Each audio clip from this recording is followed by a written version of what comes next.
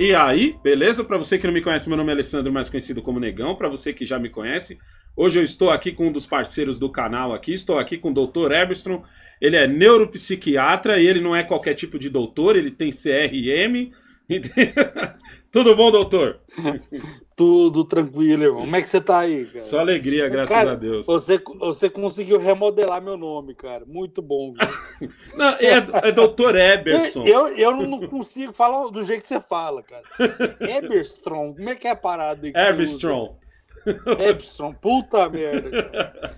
E, Se minha mãe tivesse doutor, ouvido isso aí, ela tinha colocado eu faço o muito essa Eberstrom. brincadeira de que Ah, o senhor tem CRM, mas vamos ser sinceros pô, aqui, todo doutor tem que ter, não é tipo, o senhor não é tem que ter, especial. tirando pelo nome, né? Mas o resto é tranquilo, cara. Mas todo doutor tem que ter mesmo Tem CRM, que né? ter.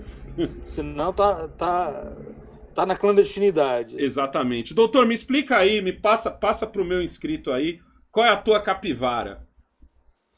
Putz, pois é. Eu vou dar um resumex, assim. Eu trabalho com a neuropsiquiatria, neurologia e psiquiatria. Dei aula na faculdade mais de 10 anos, aí afastei para acabar o doutorado, porque ou trem para consumir energia é o tal doutorado.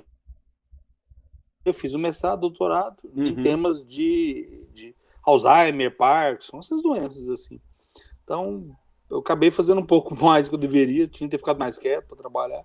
Mas estudar não dá dinheiro, mas eu gosto, né? Então, a gente vai A fazendo o que pode. neuropsiquiatria, ela faz o quê? Ó, as perguntas que eu fizer aqui, eu vou pedir desculpa de antemão, mas eu acho que eu tenho que falar com uma linguagem meio, talvez até chula, mas que abra a mente das Não, pessoas. O senhor trata de acessível, doido? vamos lá. Demais. Demais, cara. Pois é, olha para você ver. Um doido que pode ser considerado, pelo menos assim, eu ouvi de boca da maioria, o que aconteceu com o soldado Wesley. Aham. Aquele comportamento, aquela coisa que, para mim, é como se ele tivesse ali pegado a reclamação de uma população e estava externalizando ele para a tropa. Mas só que, obviamente, e isso é uma coisa interessante, o aumento de depressão em policiais é uma coisa que chega a 300%. Então, Caramba. aquela pessoa. Eles estão também no front. Então, aquele cara lá que seria considerado um doido, porque ele estava fazendo coisas que não é compreensível para a maioria. Mas olha o estrago que foi ele tentando ajudar, e obviamente, quando a pessoa não está bem, ela não consegue nem concatenar as ideias, organizar, falando, não, vou fazer isso, vou fazer desse jeito, não.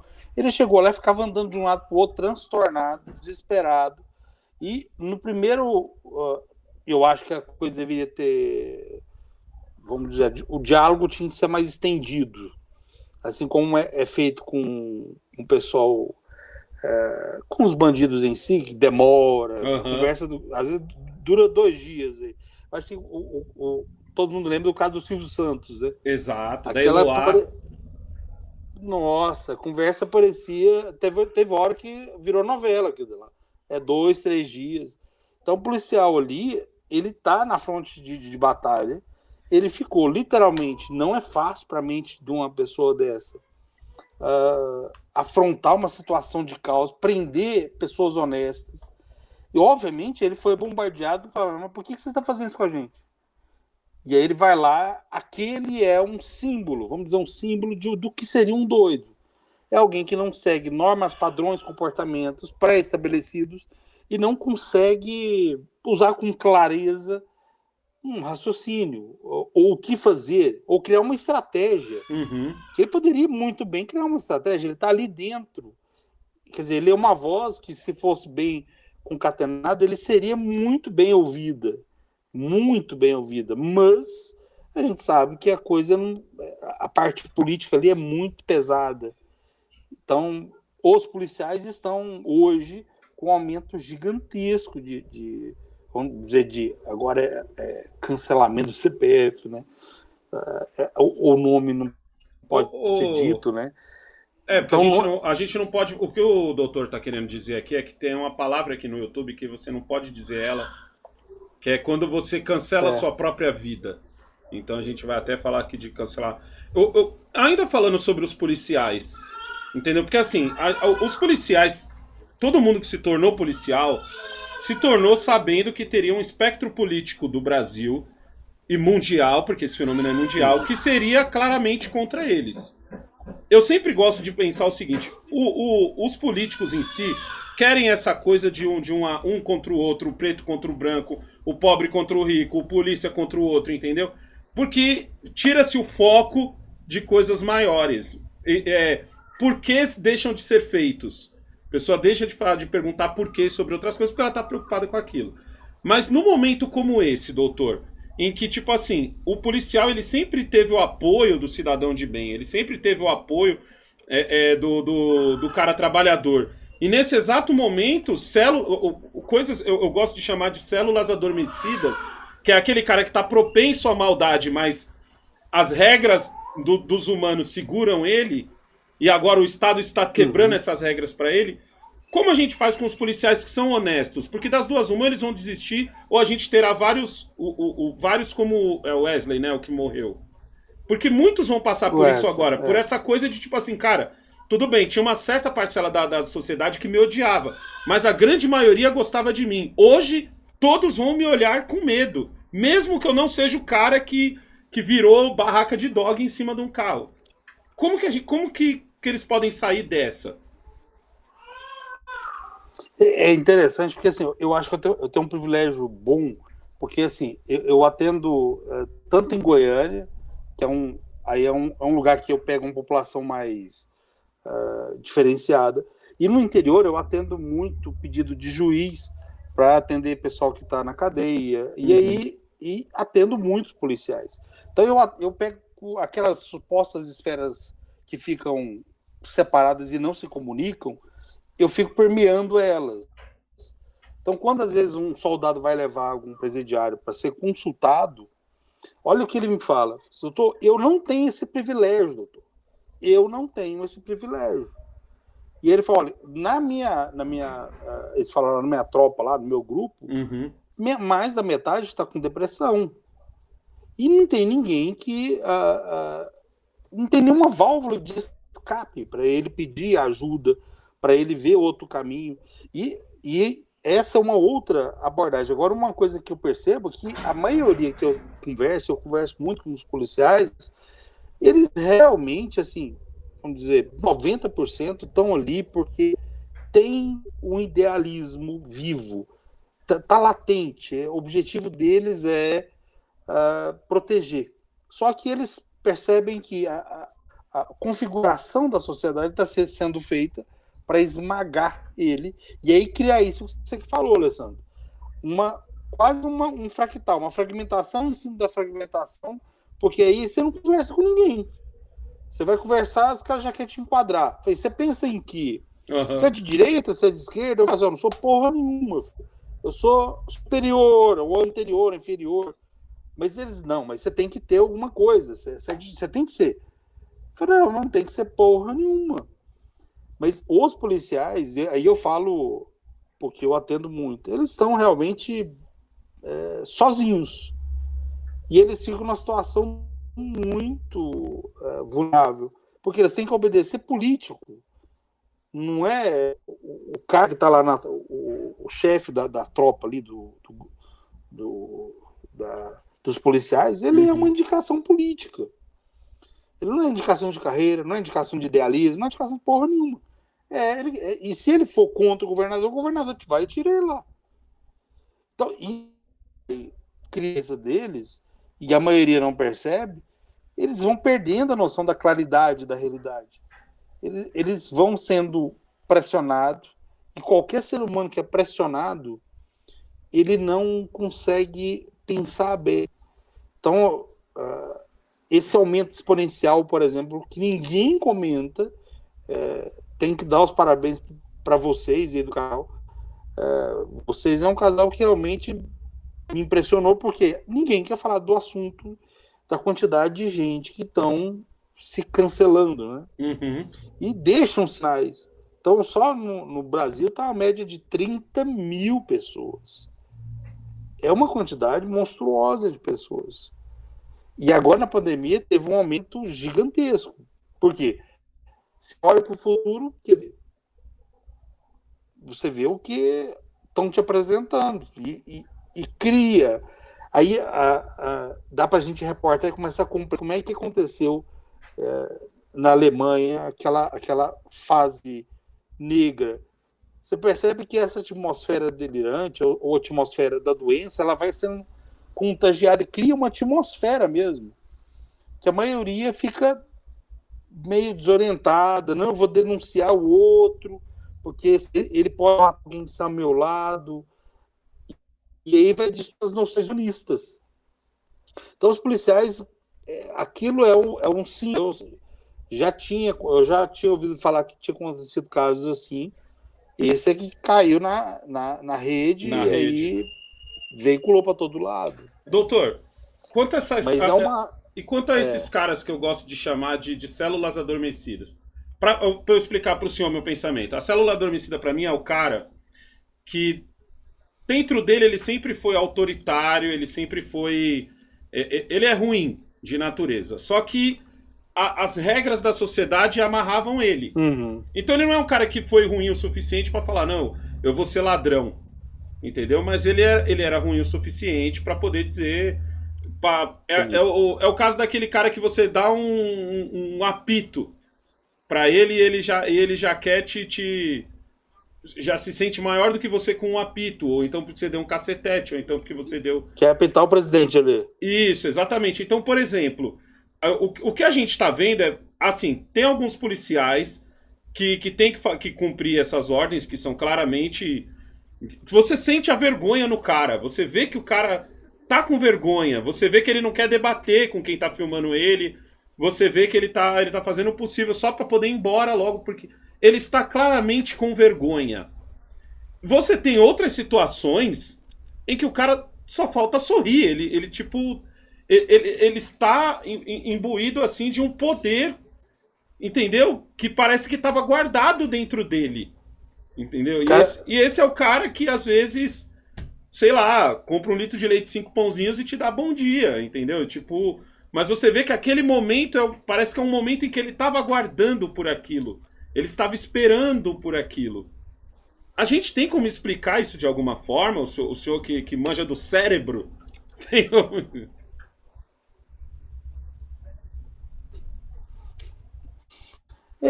assim, isso a gente percebe isso também.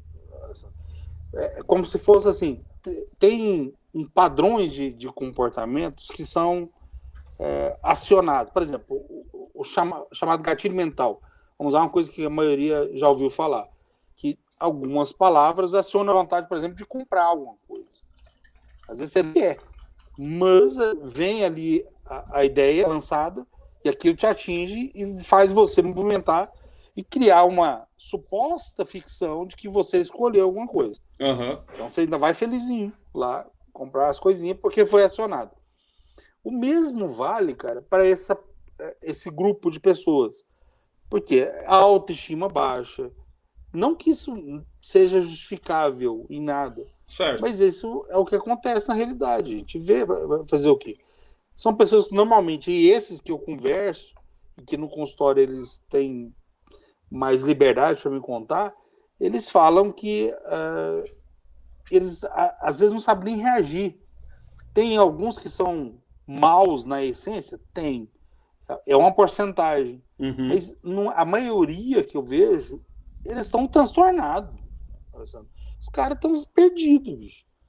Então, os caras não sabem se não seguir uma ordem, ele perde o emprego, e aí tem a família para sustentar. Você percebe que eles vão sendo colocados numa posição que, se eles correr ou ficar, eles se ferram de qualquer jeito. Uhum. Não tem armamento para enfrentar as organizações maiores. Não tem inteligência para isso. Um centro de inteligência era básico. Não tem. Se não tem, neles também não tem. Então você vai pôr uma pessoa que não passou por uma situação de guerra. Por exemplo, nos Estados Unidos, todos os veteranos de guerra, o índice de suicídio é altíssimo. Altíssimo. Por que esse grupo que estão lá supostamente defendendo um país ou uma teoria, mas chegam lá, percebem que a coisa não é desse jeito? Eu já atendi alguns veteranos que vieram para cá, para o Brasil. É impressionante, eles falam assim, que antes eles tinham aquele idealismo. Quando eles chegam lá e vê que eles estão lutando por tudo, menos o país.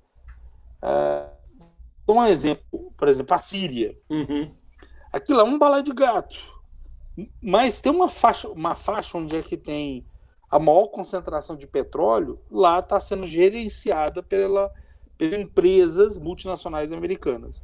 Então, um soldado que vai para lá, e um dos que eu conversei foi nessa época, ele foi lá para defender as noções do patriotismo, das Américas, da liberdade. Aí chega lá e está defendendo uma empresa multinacional que está se fudendo para ele. E aí tá aquela uma faixa etária lá, que é 24% do território da Síria, que é a parte onde é que tem mais dinheiro, é comandado pelo exército americano. Uhum. Então esse cara, entre o ideal e entre a realidade, ele se dissocia. Ele não consegue concatenar as ideias. Aí pega esse cara e joga de novo na sociedade. Aí ele chega lá e fala, mas que porra, eu tô defendendo o quê? Então, chocou muito essa questão do Wesley, porque além da identidade, de perceber que estamos fazendo coisas que não gostaríamos de fazer, percebemos que esse cercadinho geográfico que estão fazendo para a maioria não faz sentido. E por mais que queiram vender a outra imagem, cientificamente não tem nenhum critério. Até porque foi uma coisa que nunca foi feito. Uhum. Imagina alguém que tem um câncer e de repente eu pego uma erva do nada e falo, vai que dá certo. Mas só que isso aí está fazendo explodir a curva de autocancelamento, explodir entre os adolescentes. Adolescentes são, pra você ter uma ideia, a segunda causa morte em adolescentes. Adolescente que eu digo de 15 até 25 anos. Uhum. Porque tem uma extensão aí. É um absurdo isso acontecer com a população mais potencialmente rica para melhorar o nosso país. Então, esse cara ele vê nos micro episódios de poder, com uma autoestima baixa, com baixa remuneração, problemas familiares, problemas no cotidiano. Eles estão sucateados e eles não têm a quem pedir socorro. Não tem nenhuma uma parte lá que é para tratamento. Por isso que esse cara, quando entrou e levou um presidiário, ele entrou primeiro para reclamar. Falou, eu não tenho esse privilégio. Eu não tenho. Ele está aqui por ele que ele reclamou ontem. Eu falei, mas como é que ele conseguiu de um dia para o outro uma consulta assim? Ué, o juiz, não sei o quê. E você? Você está mais de 2 anos já, também pensando em autocancelamento, pensando que não faz sentido isso aqui. Por que você também não pediu? Se eu for tratar, eu não compro comida para casa. Eu não tenho dinheiro para comprar remédio. Então, a realidade deles tá. Quando você mais se aproxima, mais você vê que é esmagador o negócio. Caramba. Aí a gente vai, obviamente, agora você percebe, esse cara já está esmagado. Uhum. Está esmagado. E aí ele vai lá e vai conversar com uma pessoa de bem. Pô, o cara quer trabalhar. O cara quer trabalhar. Quer sustentar a família. E aí, esse mesmo cara que está fudido, que está recebendo ordem, vai lá conversar com outro que também está desesperado. Veja o ciclo que vai sendo girado. E aí a gente volta, por exemplo, na família desse soldado, que pode simbolizar a família de médicos, que médicos também são das classes que mais suicidam. Diferente do que a maioria pensa, você cuidar de quem está doente é muito... destrói a sua existência. Uhum. Então você tem que ter um preparo. Então, das classes de trabalho, é a classe que mais suicidam. Caramba. Professores suicidam muito. Então, agora você imaginar que um adolescente, por exemplo, que se cortam, e isso é muito comum, os pais não sabem. Então, às vezes, vão no consultório e aí não tá tanto. Em Goiás é quente, aqui é clima de deserto. Aí vem um adolescente de 13, 14 anos com manga comprida.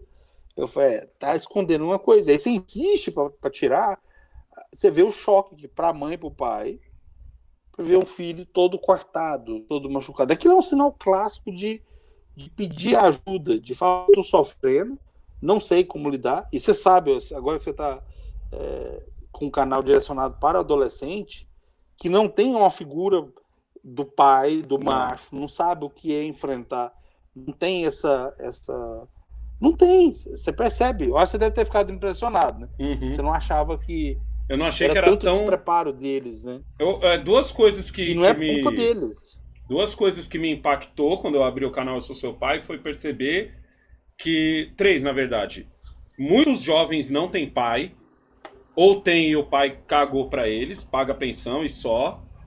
Muitos jovens têm o pai, já foi, mas tipo assim, o cara chega cansadão e tal, acaba não tendo essa proximidade de trocar ideia. Tanto que eu brigo muito isso, porque eu falo, cara, e tempo, eu até falo assim, porque muitos jovens reclamam disso, falam, caramba, meu pai só quer saber de trabalhar, ele tá sempre de cara emburrada, e não sei o quê, e aí o jovem fica puto, e eu sempre falo assim, cara, você já parou pra pensar que teu pai engole sapo todo dia só pra poder botar o que comer na tua boca? Tá ligado? Então tem que partir de você também se tocar e você chegar perto dele, você querer trocar ideia, porque quando você vê assim, às vezes o dia dele é um inferno. E ele é obrigado a passar por esse inferno se ele quiser que você estude, se ele quiser que você... Calado. Calado, exatamente. Ele enfrenta esse inferno calado. Calado. E tem uma faixa de jovens assim que tá... Que foi, acho que foi a que mais me impactou assim, que é uma faixa de jovens que tá muito dominada, não só pela televisão, mas também pela internet, com uma carência gigantesca. Porque assim, a gente foi jovem, a gente tinha nossas carências e tal, mas eu percebo muito comparando com a molecada nova, que a gente tinha muitos amigos diferentes. Eu acho que por a gente não ter a internet, você não tinha amigos que se pareciam com você. Entendeu? Então a internet dá essa liberdade ao jovem de ter... Tipo assim, o moleque que é negro, ele só vai andar com os moleque negro. O moleque que é branco, que é baixinho, só vai andar com os moleque baixinho. O moleque que é ruivo vai procurar lá ruivos. Entendeu? E vai andar só com os ruivinhos, o que gosta de... E vai procurar mesmo. Então na nossa época eu lembro que não tinha isso. Então eu andava cercado... Eu tinha um amigo que era punk, eu tinha um amigo que gostava de rock, mas melódico, vamos dizer assim. Eu tinha outro que gostava de rap, o outro dos que gostava... heavy metal. Sempre isso. Então, mas a gente lidava com pessoas diferentes. Eu tinha um amigo que era muito gordo, eu tinha outro que era mas gay. Era brother. Essa galera era brother. Você acha que a internet meio que essa coisa de você só querer procurar quem parece com você tá machucando os moleques também?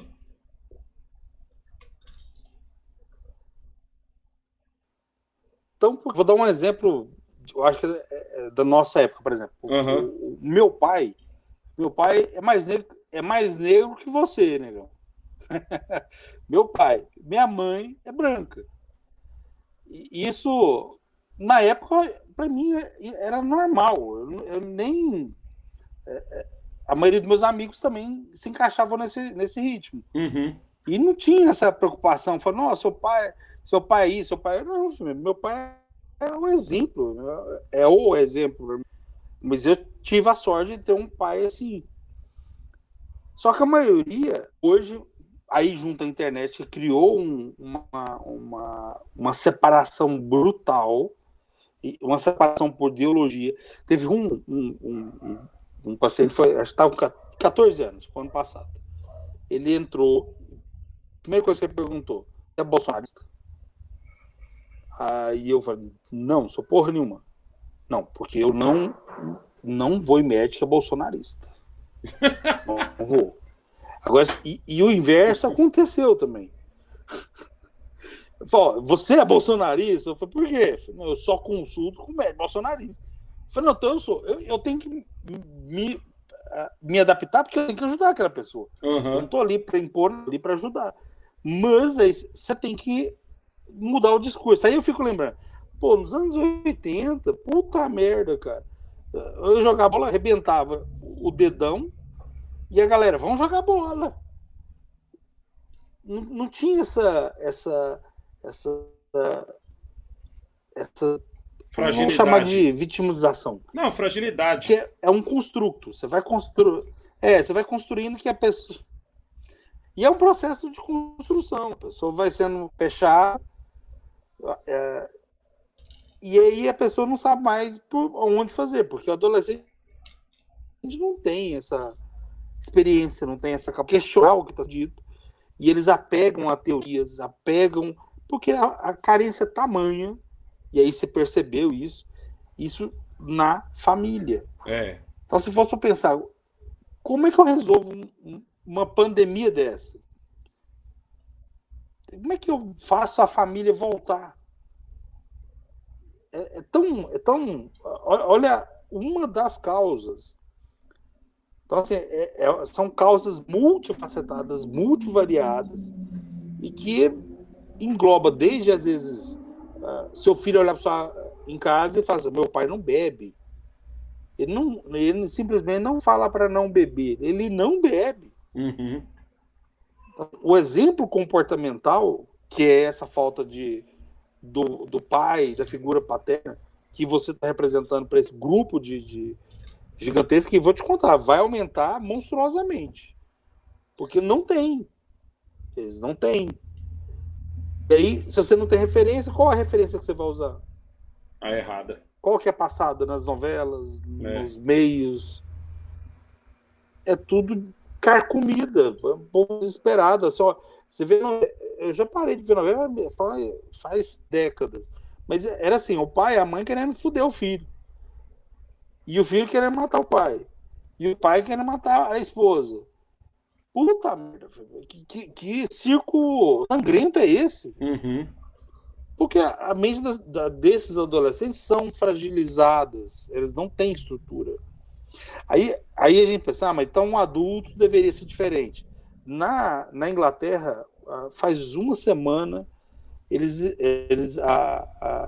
fizeram um alerta de preocupação lá, porque aumentou o número de autocancelamento em idosos. Os idosos lá estão um aumento de quase 80% do nível de suicídio lá. Aí você fala, pô, mas tá acontecendo de forma geral, porque a maioria você vai olhar para o futuro, se você não tem estrutura, você vê o quê? Você não consegue enxergar. Até porque é tirado disso essa capacidade de ver. Fala, uhum. Aí você é tranquilo, você resolve, você encara qualquer problema rindo e ainda sai de boa. Mas a maioria, encarar um problema é uma dificuldade. Por isso, essa é uma das vertentes.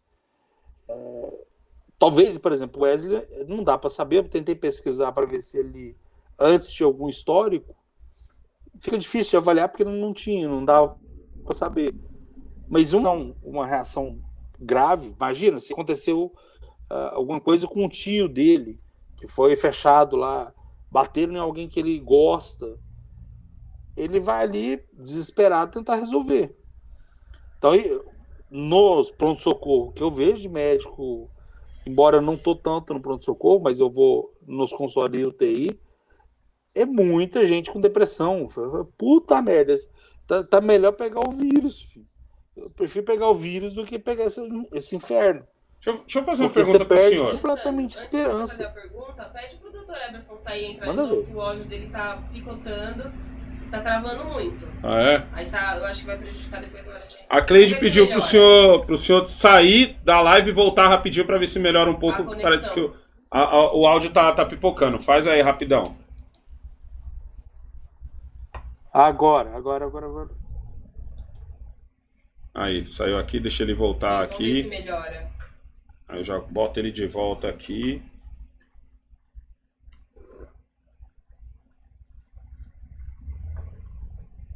Só um minuto aí, pessoal, que o Dr. Eberson tá desenrolando aqui, que tava dando um probleminha na conexão dele aqui. Deixa ele voltar agora aqui que a gente... Aí, calma aí. Deixa eu abrir aqui.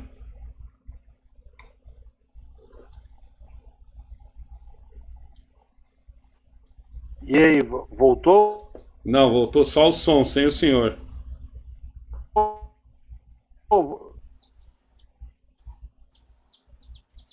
Voltou não, só tá o som só. Aí, voltou. Vem só um pouquinho mais para sua Só o direita. som? Voltou. Voltou. Vem só um pouquinho mais para sua direita aí. Deixa eu fazer uma pergunta para o senhor. Você desenquadra. Que, assim, Manda ver.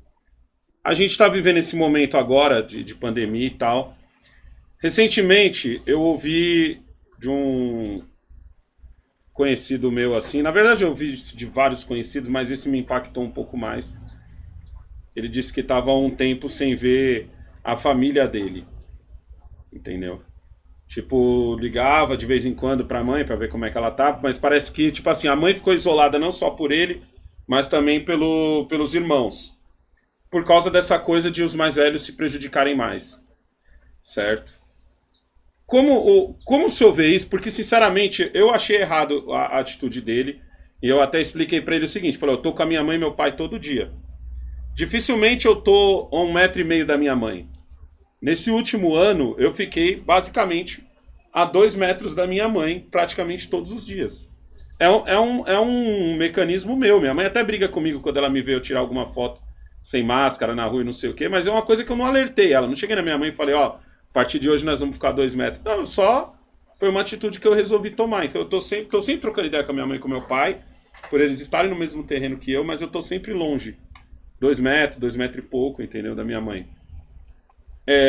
O senhor não acha que muita gente começou a levar isso de uma maneira muito xiita, a ponto de você nem ir visitar seu pai e sua mãe, fazer aquela coisa de, ó, vou te deixar as compras aqui, vou te mandar um iFood aí. Porque assim, eu fico imaginando assim, meu pai chegou em mim e disse assim, quando eu fechei o ferro velho, ele falou, ó, eu não posso ficar sem trampar, porque se eu ficar sem trampar eu vou morrer. Meu pai tem 81 anos.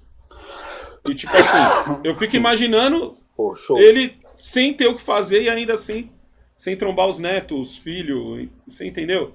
Não acha que o povo acabou exagerando um pouco isso? Não, um pouco seria bondoso da nossa parte, né? Porque foi um estrago. Não tem coisa mais que dá estabilidade pra gente do que família.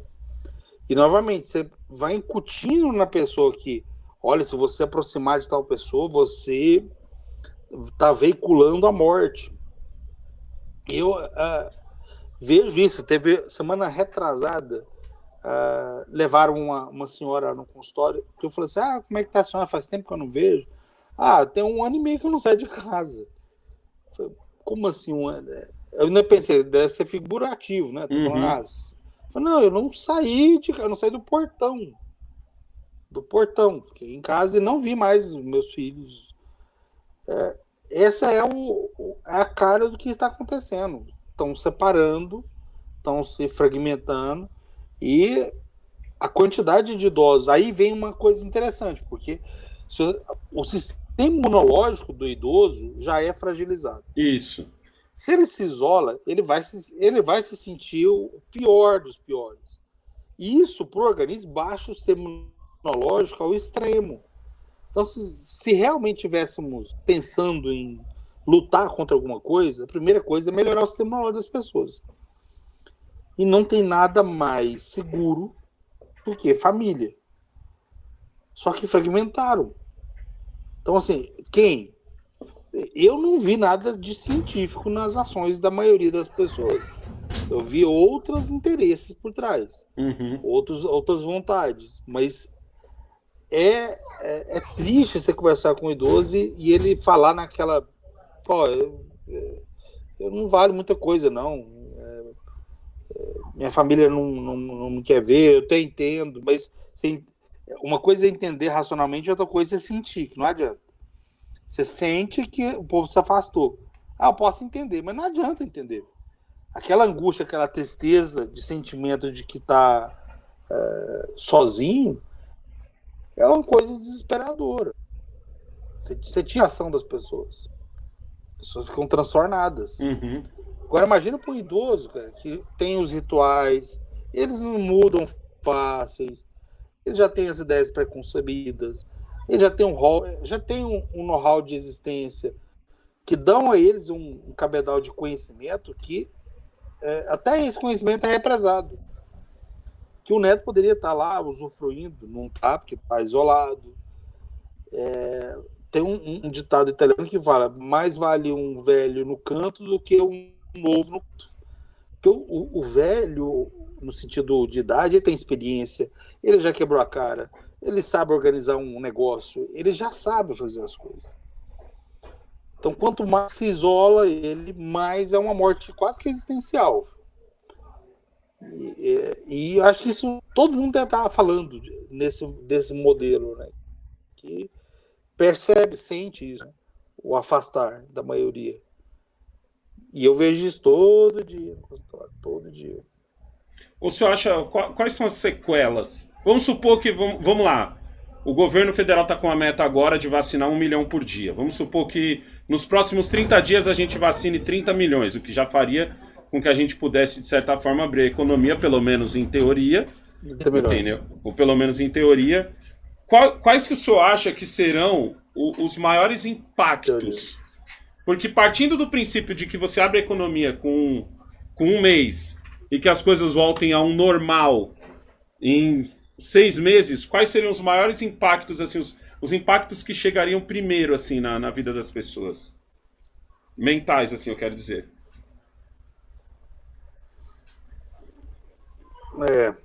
É uma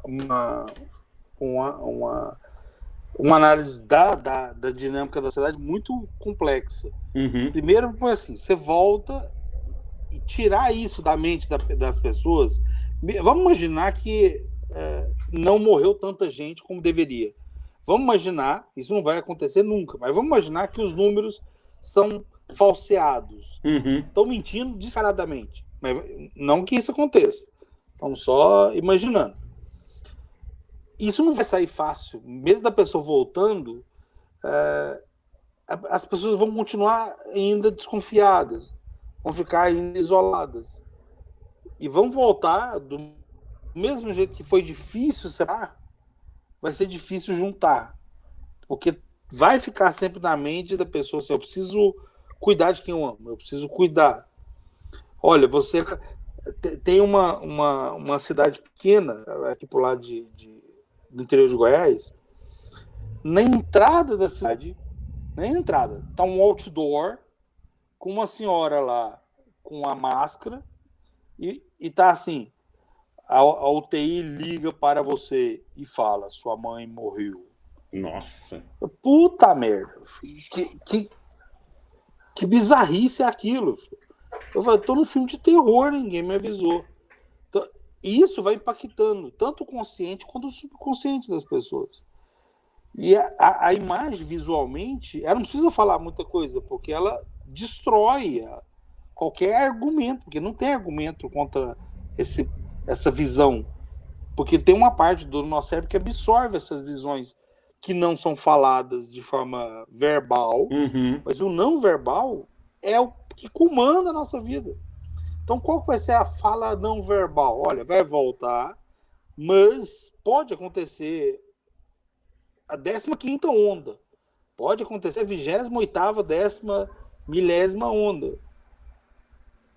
Então, a cabeça do pessoal que eu fico conversando e que os pacientes, às vezes, com a classe mais baixa, eles não têm nem conhecimento para falar assim, olha, e se eu voltar, e se eu tiver uma injeção 2, 3, vai voltar ao normal? Isso é possível? Só deles questionarem isso já mostra a barreira que foi feita. Não vai ser simplesmente, vamos voltar? Vamos, beleza. Mas vai ter impedimento. As pessoas vão ficar desconfiadas. As pessoas vão ficar assim, não, põe 2, 3, 4 máscaras, mesmo sabendo que a máscara não resolve. Mas põe, eu vou ter a sensação de que eu estou protegido. E isso é bizarrice pura. Não consultório, eu chamo de... Porque lá vai de tudo. Então, entrou um paciente lá com 3 máscaras. Eu falei assim, mas 3, velho? Então põe 4, filho, já que 3 não tá resolvendo. Aí ficou assim, meio rindo, brincando. Eu tentei descontrair para tentar desarmar, porque a pessoa que já entra assim, ela já tá a mil, tá pilhado, já tá, ou perdeu algum parente, ou alguém que gosta, e acha que com isso dá direito a pessoa fazer 1000 coisas, ou perdeu pessoas que se cancelaram, aí ninguém comenta, aí só fica o silêncio, que tem vergonha, não comenta. Uhum. Não, a pessoa morreu, foi de coração, doutor. Tem, no interior, por exemplo, quando às vezes falece alguém, as famílias vão lá e falam assim, não dá para colocar aí na causa morte em outra coisa. Porque ela tem vergonha. Coisa, o quê? Ele não morreu, não foi disso? Ele tem vergonha. E vergonha também de achar que não viu. E aí quando eu começo a mostrar para pessoas, esses são sinais. Uhum. Essas mudanças de comportamento.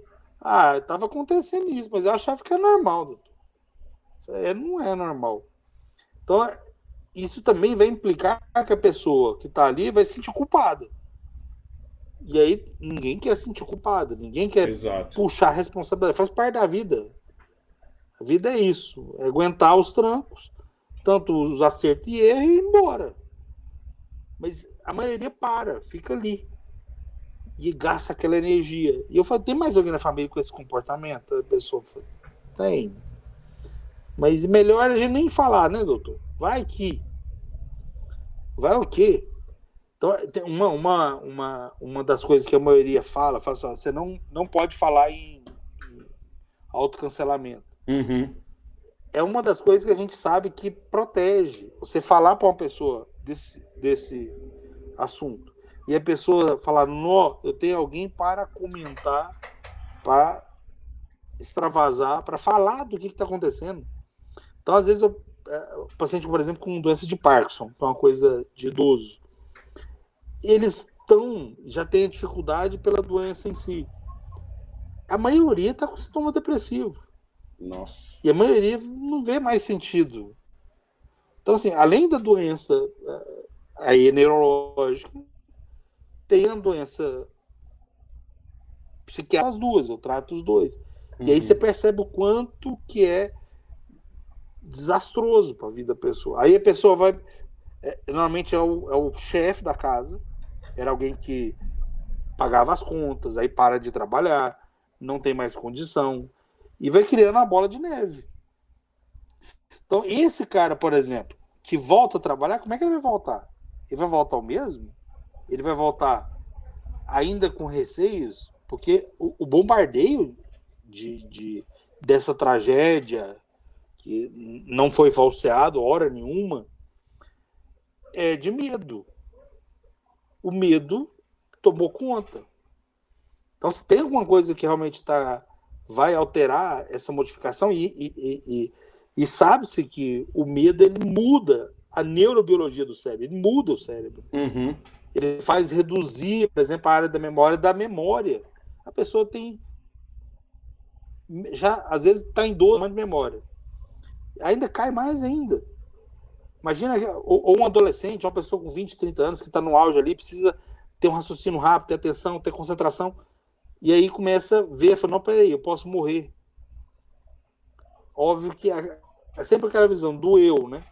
É sempre o eu. E a família? E a sociedade? Todo mundo perdendo emprego? E a quantidade de gente aí, literalmente, sem condição financeira para comprar comida? Isso é desesperador para qualquer pai de família. Não, eu já vi uma fila... lá em Guaianazes, gigantesca, que era justamente para esse tipo de... para algum auxílio, entendeu? Lá em Guaianazes tem vários lugares que tem programas desse tipo. Onde você tem programa com comida, coisa com auxílio mesmo em dinheiro, você tem vários desses negócios. Doutor, deixa eu ler alguns superchats aqui, ó, que nem o do Paulo Herman mandou aqui, ó. As condições que fizeram brotar o policial Wesley seriam as mesmas descritas no último filme do Coringa? Assistiu o último filme do Coringa? Assisti.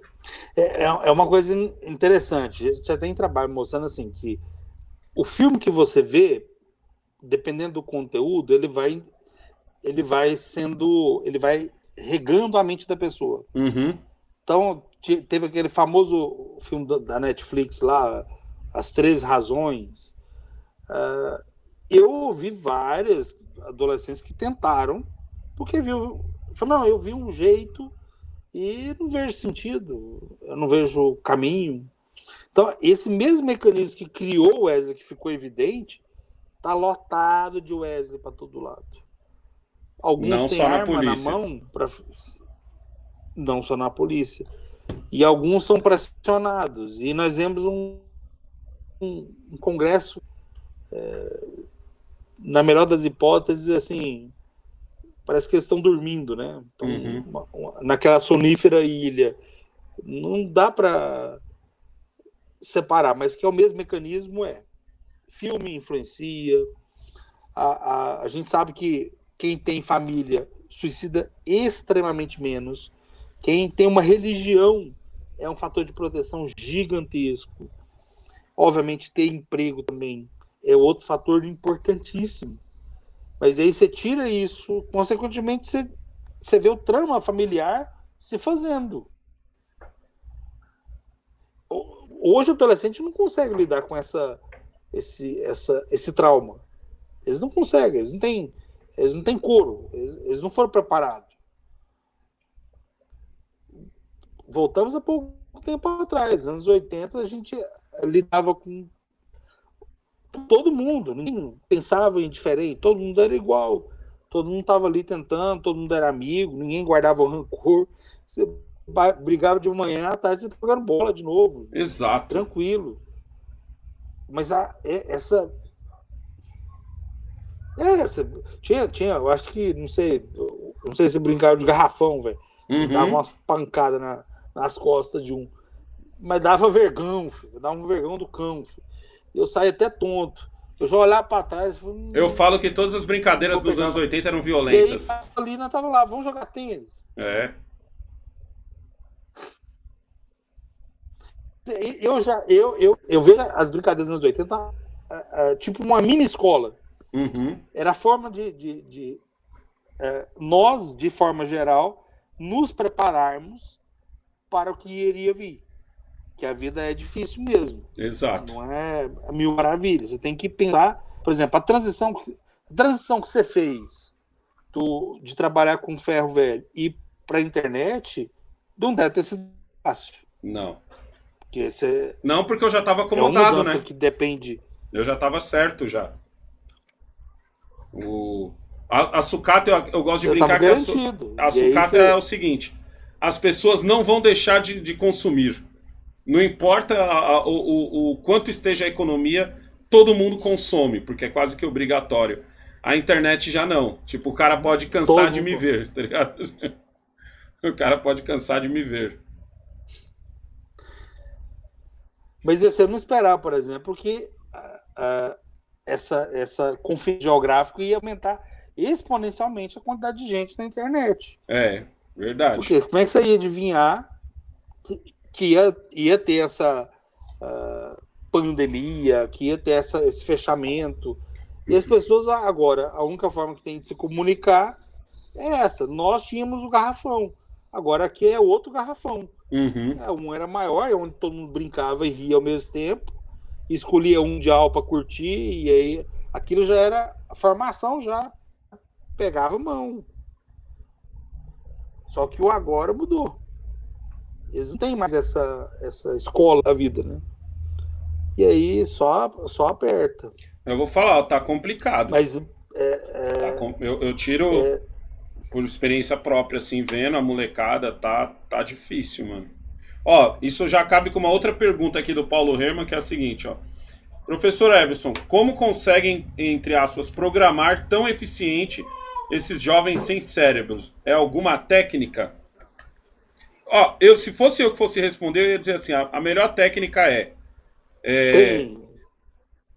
exija tudo do mundo e se afaste da família. Porque às vezes é isso que eu vejo. Que o jovem, ele acha que o mundo deve se dobrar a ele. É uma coisa que eu vivo... Eu tenho isso aqui em casa, que é o Jamal. Eu vivo brigando com o Jamal, que eu sempre falo, ó, o mundo não tem que se dobrar por você. O mundo não tem que se adaptar a você. É você que tem que se adaptar ao mundo. E eu vejo que com o Jamal, que eu bombardeio todo dia ele com isso, ainda é difícil. Vira e mexe, eu vejo ele puto com o mundo. Entendeu? E não com ele fazendo as cagadas dele.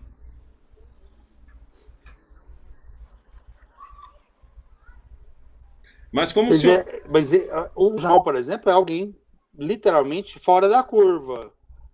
Ele é privilegiado. Ele tem o pai e a mãe antenados, o pai que amam ele, que estão ali ao lado. Agora, o problema é, eu atendo uma quantidade de gente que às vezes quem cuida é o avô, ou a mãe, ou a pessoa está ali e não tem as referências básicas que nós tivemos. Uhum. Esse indivíduo que é o preocupante, porque ele também não consegue lidar nem com a mini frustração de falar, olha, o que você está fazendo é merda, vai dar merda e você precisa mudar o comportamento. E aí ele para e fala, mas onde é que eu vou buscar referência? Então, assim, nós temos, para esse grupo, tem várias técnicas, mas cada indivíduo você tem que se adaptar. É um negócio muito doido, porque não tem uma linha, não tem um ser, e cada um que vai lá é de um jeito, e você tem que se adaptar. Então, assim, igual perguntar, tem uma técnica? Tem. É não ter técnica e ter todas as técnicas ao mesmo tempo, porque é difícil. É uma coisa que, às vezes, não tem como você separar da sociedade do que está acontecendo. Não tem como separar da parte genética. Não tem como separar da parte social, da parte de emprego, da parte de perspectiva. Eles querem ter sucesso na vida. O adolescente quer ter sucesso. Seja mais mulher ou não interessa. Eles querem ter sucesso. Uhum. Mas eles olham para o mercado e falam, fudeu. Para que lado que eu vou? Se ele não tem uma base de estrutura, ele vai arruinar. E é o que nós vemos. Então, às vezes, adolescente com um potencial gigantesco. Ontem, doutor, eu fui jogar Airsoft, aí antes do jogo eu tava conversando com o Vagnão. O Vagnão tem a mesma idade que a gente. Aí eu tava falando pro Vagnão, assim, aí eu falando assim que... Dessa coisa dos moleques de hoje serem mais frágeis, sabe? Deles serem mais frágeis, deles não eu não sei se é porque a nossa época, a cultura era em cima do homem viril, era em cima do homem forte, era em cima do mocinho que salvava a mocinha. A gente tinha o orgulho de ajudar, o orgulho de proteger, o orgulho de... Era o Rambo, velho. Isso! Entendeu? E aí eu tava conversando com ele que eu tava falando até sobre negócio de preconceito e tal, que ele tava pedindo a minha opinião. Que ele falou assim, negão, mano, todos nós passamos por isso, mas a gente se auto-zoava. O cara zoava a gente zoava com o outro. Aí eu falei pra ele assim, tem uma frase que um inscrito postou uma vez num comentário, que eu acho essa frase magnífica, que é o seguinte: o negão tem o pensamento desse jeito porque o negão é do tempo em que não se pedia respeito, se pedia pra sair na mão, tá ligado? E tipo, e é verdade, tipo assim, a molecada de hoje... Você ganhava. Você ganhava. Você conquistava o respeito. E a molecada de hoje tá sendo bombardeada com uma coisa de... Tipo assim, ó... essa pessoa é obrigada a te respeitar. Custe o que custar, você tem que exigir dela o respeito. É legal, em certo... Parece bonito o discurso. Pode falar, doutor.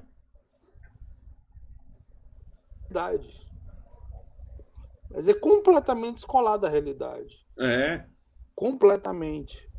Eu lembro uma fase que aconteceu comigo, eu acho que eu tinha uns 12, 13 anos. E tinha uma galera lá que literalmente não respeitava. E eu pensei, puta merda, que eu vou ter que sair no braço com o cara. E aí, estrategicamente, eu pensei, eu vou bater no mais forte. Se eu bater no mais forte, fechou. Tentei uma vez, apanhei, feito um doido.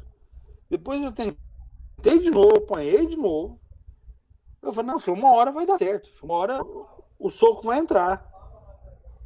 Depois que eu ganhei uma luta com o cara, os caras me respeitaram. Falei, olha, agora o Eberson é respeitado, cara que dá pra se ouvir.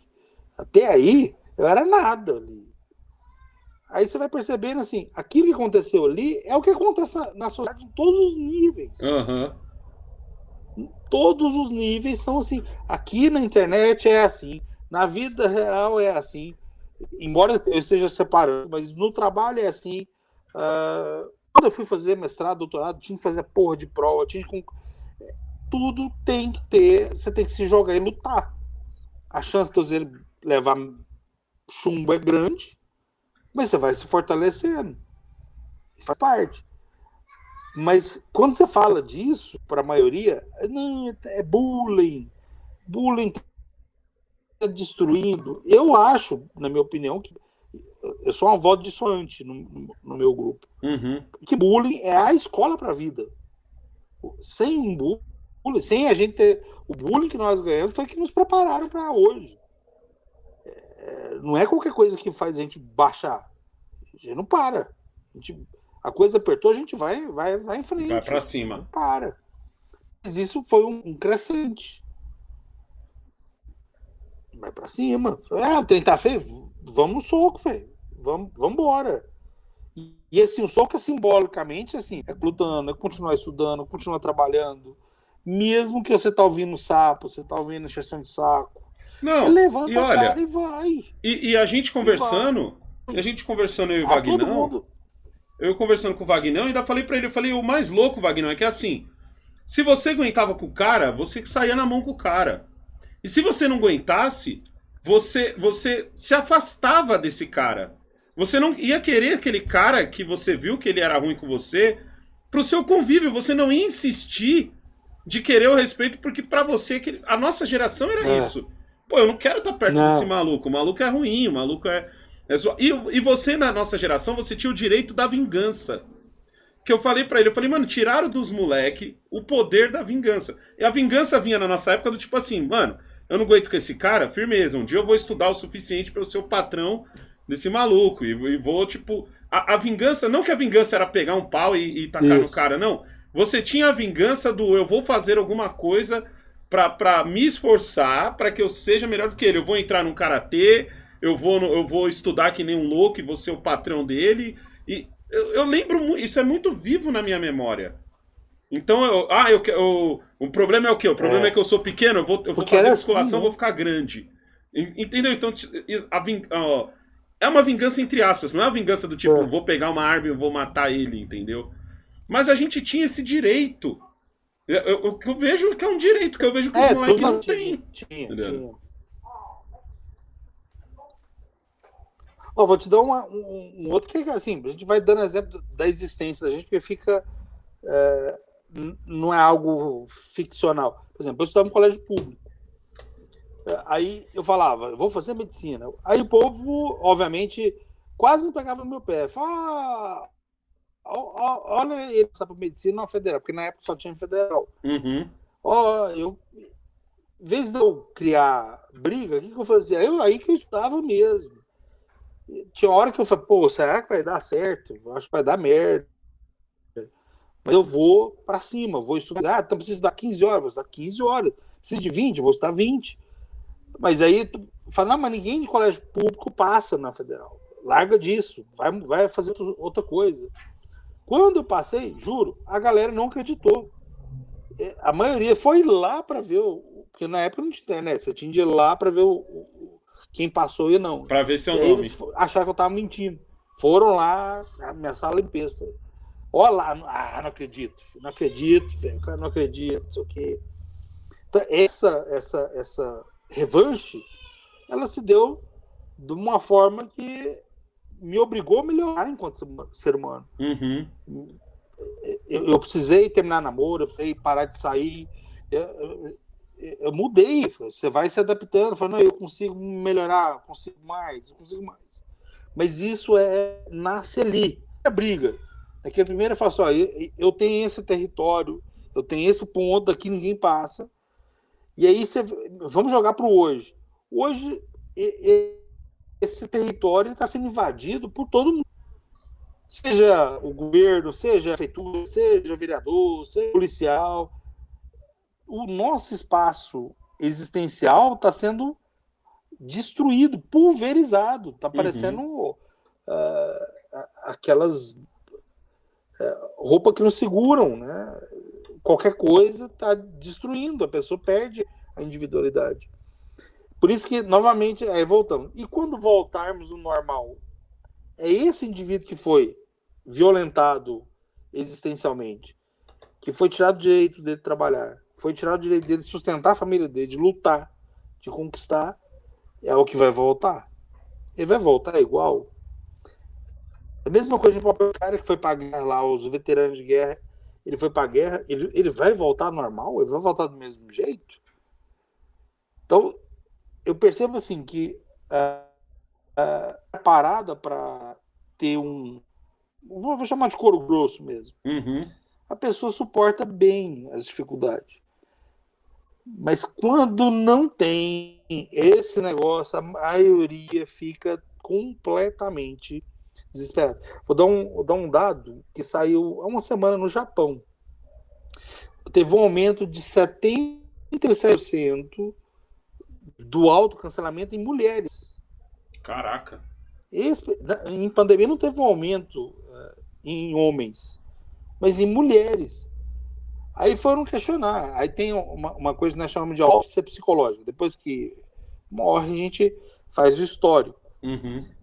Essas mulheres não viam sentido, não conseguiam um relacionamento, achavam que tinham um homem para montar uma família, para deixar a herança hereditária. Então, essa mulher não viu. É um grupo gigantesco de gente. É um aumento sem lógica. Porque foi tirado. Não é só a pandemia. Um tratamento não é o mais difícil. O mais difícil é tirar essa noção de esperança. Tirar essa noção de lutar. Tirar essa noção de vida, de falar assim, eu consigo, eu enfrento, por mais difícil que seja, eu vou. Mas isso nasce lá no garrafão, filho.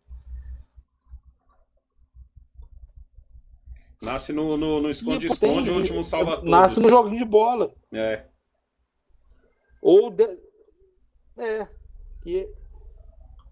É foda. É foda. Doutor. Mas era assim. Então, a cada conquista você vai percebendo o tanto que é difícil. Manda. Quero muito agradecer a sua presença aqui, de verdade. Quando vier para São Paulo, por favor, quando baixar tudo aí, sei que o senhor tá com as gêmeas aí. Cara. Quando gêmeos? Dois meninos, quando vier para São Paulo aí. Eles estavam até chorando no começo da live. Gêmeos. Dois machos aqui. Quando vier para São Paulo, por favor, vem aqui bater um papo com a gente aqui. Sonora. Vem aqui bater um papo cara, com a gente. Eu vou demais, velho. Eu vou demais. Parabéns pelo trabalho. Parabéns pelo trabalho mesmo aí. E ó, gente, pra quem não tá ligado aí, Dr. Ebson é um dos parceiros do canal. Link no primeiro comentário e na descrição do vídeo. Tá fazendo um trampo muito bom aí, faz live direto, entendeu? E valeu, hein, doutor? Eu chego no serviço, cara. E agradecer, viu, Alessandro, pelo trabalho que você tá fazendo. É um trabalho ímpar, cara. Eu sempre gostei de acompanhar gente que passou as mesmas bagaças, assim, existencial, e que passa a verdade, assim, como é que é a vida mesmo. Não fique, mas o mundo seria bom se for, mas não é. Então, você tem trazido para a realidade. Isso é um parabéns para vocês dois, né? Você e a Cleide têm feito a diferença, véio. Muito bom. Valeu, doutor. Obrigadão aí. Pessoal, link do doutor aqui, do canal dele, no primeiro comentário e na descrição do vídeo. Forte abraço, doutor. Dr. Ebstrong. Valeu, irmão. Valeu.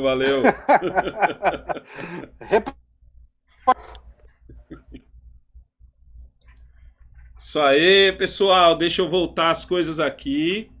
Deixa eu voltar para a câmera principal aqui. Aí, volta pra lá, monitor, vai. Aí, aqui, ó, eu tiro a câmera aqui do caminho, ó. E voltamos aqui à nossa programação normal. Tiro o fone. Às vezes eu acho que eu tô gritando, mano. Tô gritando? Não, porque esse fone aqui é aqueles auricular, acho que fala, sei lá, que... Não, tava falando você normal. não ouve nada. Só pega ali o encaixe do... Do quê? O negócio aqui pra eu colocar pra carregar. Tá, cadê? Aqui. Pronto. Aqui. Só tem que dar uma ajustada na câmera, que eu acho que tá aparecendo no monitor. Tá, não, é o seu notebook. Ah, meu notebook? Deixa eu baixar um pouquinho aqui. Aí, tá É no isso, jeito. deixa eu ler então aqui. Você leu todos os superchats? O pessoal que eu te achou que eu mandei? tava dormindo, mano. O que aconteceu? Eu tava lendo aqui, ó. Por isso que eu tava vendo, eu já falei com ele. É porque eu Às coloquei vezes ele aqui. tá fazendo, às eu vezes ele tava tá assim, ó. fazendo live no Eu Sou Seu Pai, e aí eu falei, mano. cara, se você ficar assim, Dá dá a impressão que você tá dormindo. Não, Tá todo mundo mano. no chat. Acorda, negão! Cleide, passa um café pro negão. Não é, mano. É que eu tava olhando os comentários, mano. É porque assim, eu tenho que ficar olhando os comentários também. Só que eu não consigo colocar os comentários na tela. Porque se eu boto na tela, dá uma ziquezira com o OBS aqui. Eita, bexiga! O que aconteceu? É nóis. Eu esqueci de parar de gravar.